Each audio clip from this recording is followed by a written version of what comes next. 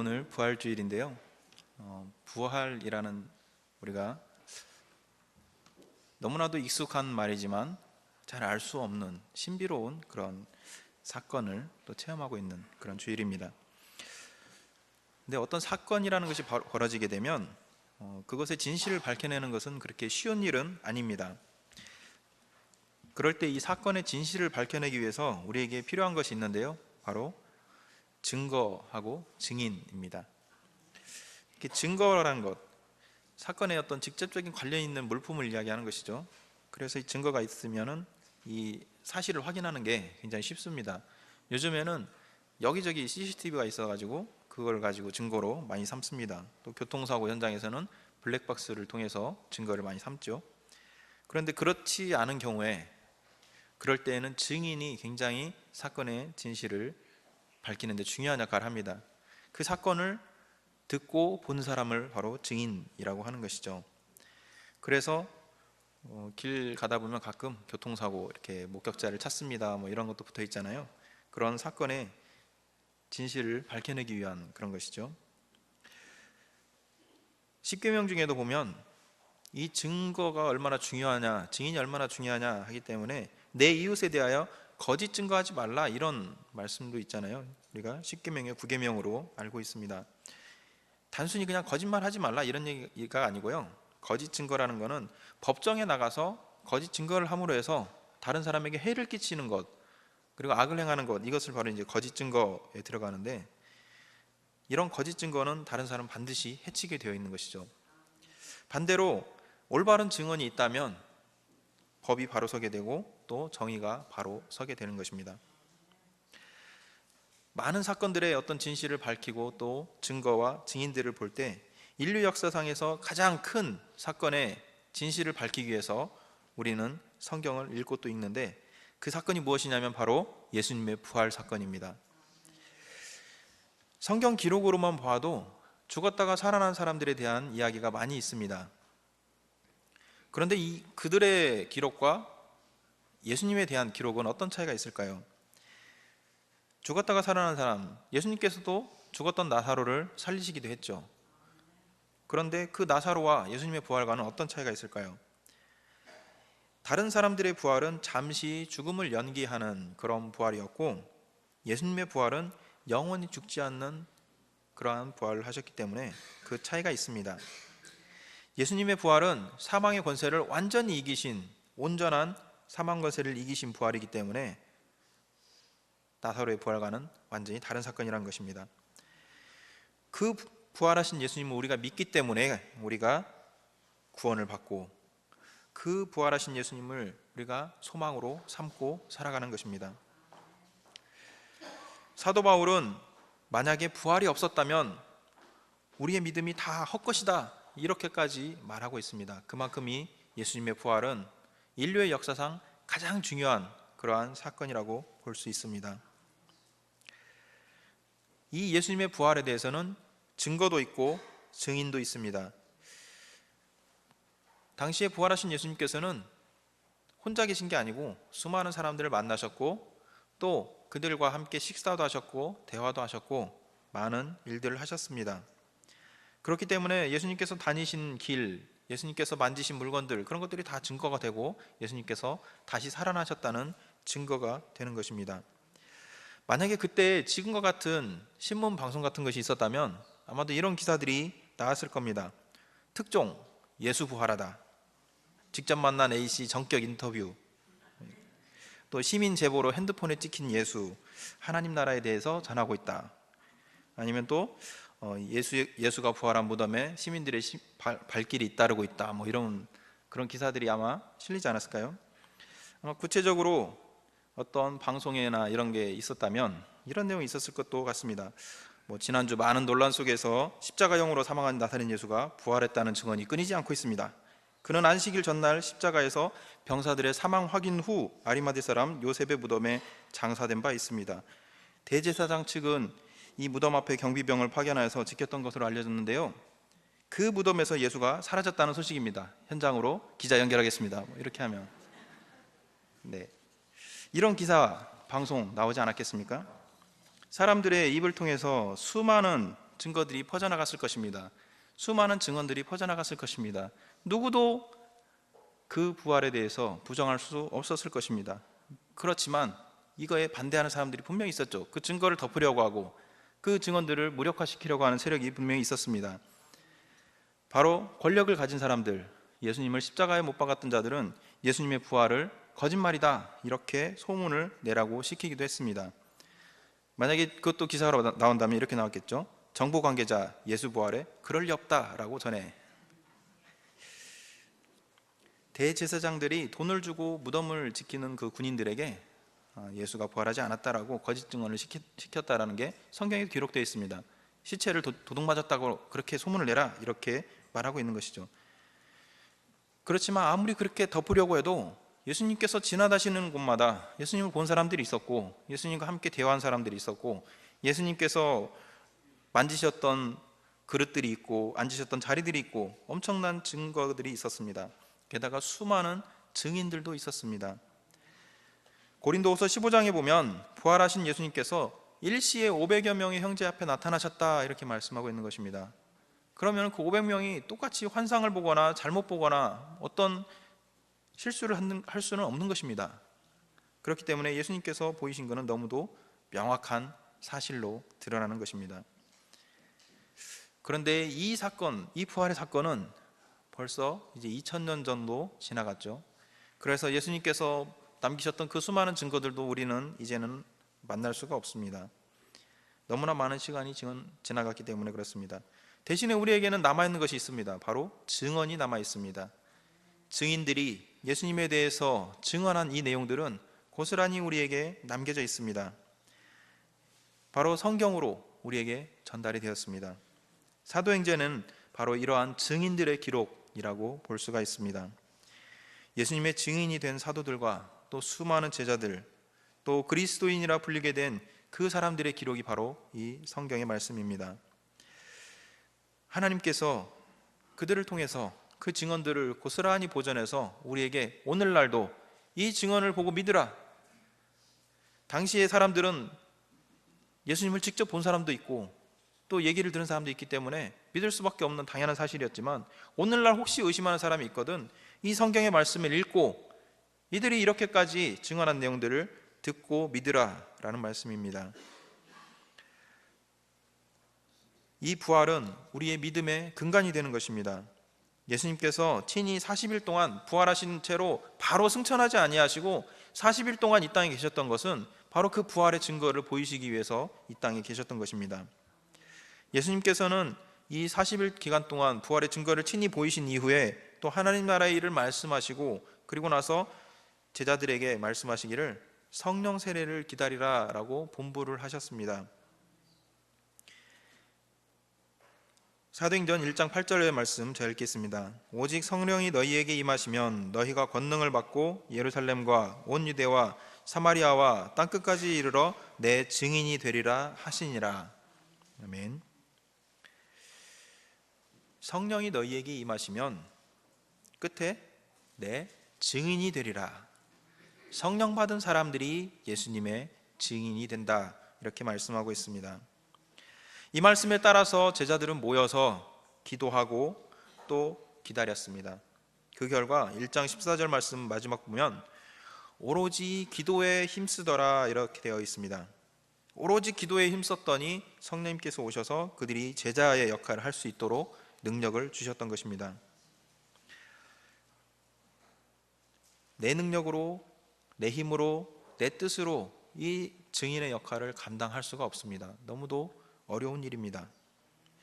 사실 이 증인이라는 것은요 굉장히 위태한 일입니다. 사건의 어떤 직접적인 관련자가 아니라 목격자이기 때문에 상대방에서 증인을 없애려고 그러는 경우가 많이 있습니다. 그래서 위험한 사건에 증인을 서는 사람들은 반드시 증인 보호라는 것을 요청을 하고 자기의 위협을 벗어나기도 합니다. 당시에 예수님을 죽였던 권력자들이 그대로 살아있는 상태에서 예수님의 제자들은 증인이 되는 것을 두려워할 수밖에 없는 상황입니다. 내가 예수님을 만났어도 이 말을 어디 가서 하면 내 잡혀가지 않을까? 나도 똑같이 죽지 않을까? 그들에게 힘을 주고 용기를 주고 능력을 준 것은 바로 성령님이십니다. 성령님께서 그들에게 임하셨기 때문에 그들은 바로 증인으로 올바로 설 수가 있었습니다. 그 대표적인 사람이 바로 베드로입니다. 베드로는 우리가 잘 알다시피 한때 예수님의 총망받는 제일 제자였다가 또 잠시 예수님을 부인하는 그런 배신자 낙인을 찍히기도 했지만, 결국에는 예수님께서, 부활하신 예수님께서 찾아가셔서 그를 일으키시고 회복시키셔서 명실공히 제일 가는 증인으로 삼게 되셨습니다. 이 베드로가 증인이 되어서 가만히 입 닫고 있으면 증인이 아니에요. 내가 목격하고 가만히 입 닫고 있으면 그냥 목격자인 것이지 증인이 아닙니다. 내가 알고 있는 사실을 사람들에게 이야기를 하고 사람들에게 전달을 해야 증인입니다. 베드로는 바로 그 증인의 역할을 올바르게 충실히 했습니다. 사람들에게 말씀을 전한 것입니다. 하나님의 말씀을 예로 들어서 그 말씀이 지칭하고 있는 것이 바로 예수 그리스도라는 것을 명확하게 이야기했고, 당신들이 십자가에 못 박은 바로 그 예수가 하나님의 아들이시다, 우리의 구원자이시다, 이것을 명확하게 증거하였습니다.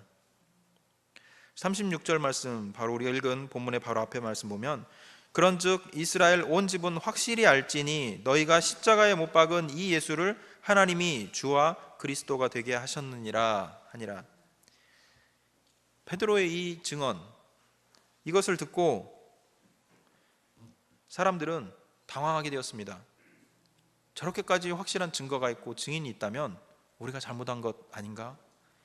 그래서 우리가 어찌할꼬, 이렇게 베드로에게 질문합니다. 베드로는 그들에게 해결책을 알려주는데요, 38절 말씀을 같이 읽겠습니다.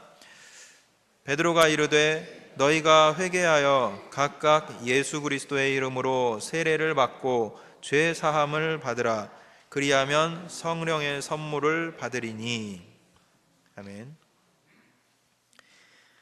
베드로가 예수님에 대해서 증언하는 이유는 무엇일까요? 자기의 안전을 위한다면 그렇지 않았겠죠. 근데 그 사람들을 구하기 위해서입니다.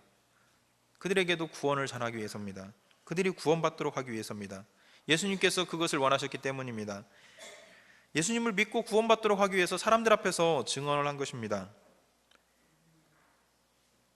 이 증언을 받은 사람들에게 회개하라, 그냥 잘못했습니다라고 이야기하는 것은 회개가 아닙니다. 자기의 잘못된 삶을 완전히 멈춰버리고 새로운 삶을 살아가는 것이 회개입니다. 불신앙을 버리고 믿음의 길로 가는 것이 회개입니다. 회개하라, 이렇게 말하고 있습니다. 그리고 믿음의 사람으로 거듭나라, 믿음의 확증을 위하여서 세례를 받으라, 그럼으로써 죄사함을 받으라, 이렇게 말하고 있습니다. 성령의 선물을 하나님께서 주실 것이다, 이렇게 말씀하고 있는데요, 이 성령의 선물은 성령이라고도 번역이 됩니다. 곧 성령을 받는다라는 그런 뜻입니다. 우리가 증언할 것이 바로 이런 것이죠. 누군가에게 예수님을 전한다는 것은 그를 구원하기 위해서입니다. 회개하시고 예수님을 믿으시고 세례를 받으십시오. 그러므로 해서 죄사함을 받으면 당신에게도 성령님께서 오실 것입니다. 성령을 선물로 받으실 것입니다. 이것이 바로 우리가 전할 내용이라는 것입니다. 40절 말씀 보면 보다 더 구체적으로 말씀하고 있죠. 또 여러 말로 확증하며 권하여 이르되 너희가 이 패역한 세대에서 구원을 받으라. 베드로는 이렇게 또 권면하고 있습니다.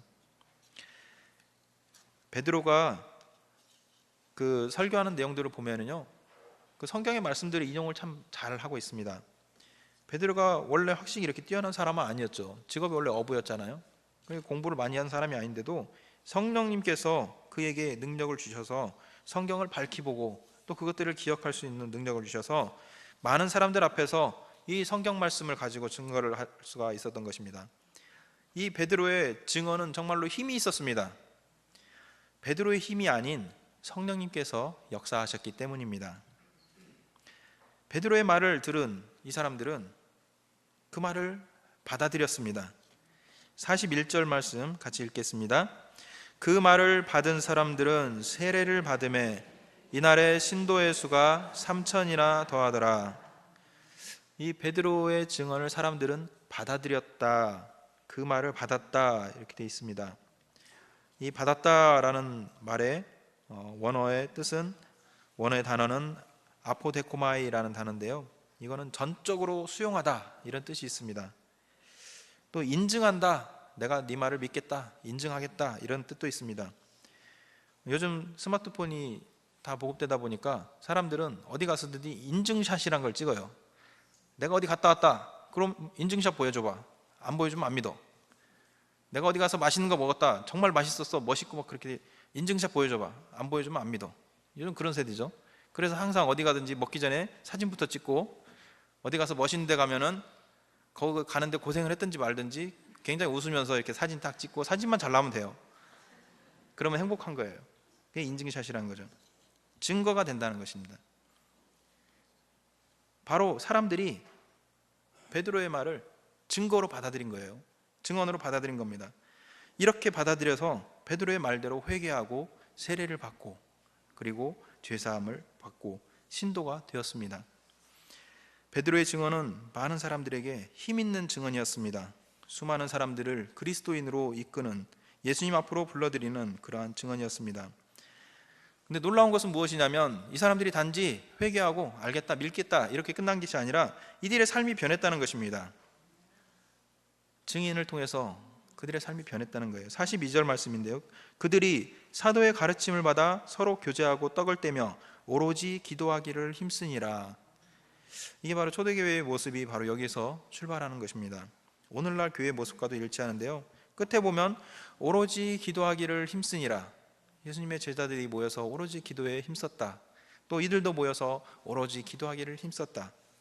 성령으로 가득한 사람들의 모습이 참으로 아름답게 눈에 그려지는 것 같은 그런 모습입니다.